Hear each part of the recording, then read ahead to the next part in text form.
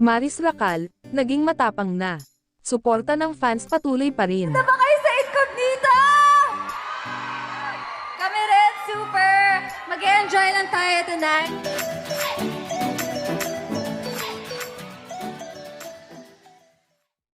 Matapos ang mahaba-habang pananahimik, muling nagparamdam si Maris Racal sa social media.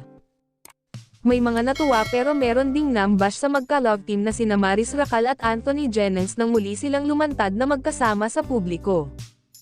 Umani ng samot-saring reaksyon ang pagsasamang muli ni Maris Racal at Anthony Jennings sa fan conference ng Incognito.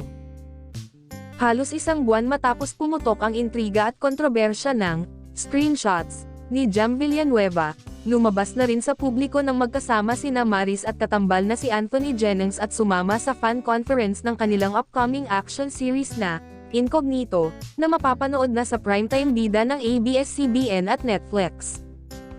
Sa larawang ibinahagi ng ABS-CBN makikitang magkakasama ang cast na pinangungunahan nina Richard Gutierrez, Baron Geisler, Kayla Estrada, Ian Veneracion, at Daniel Padilla.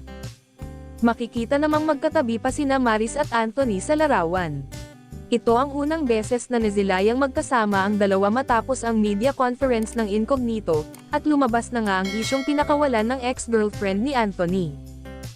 Nang matanong ng host kung ano ang inaasahan niyang goal sa sarili na gustong ma-achieve ngayong 2025, say niya ay, to be stronger.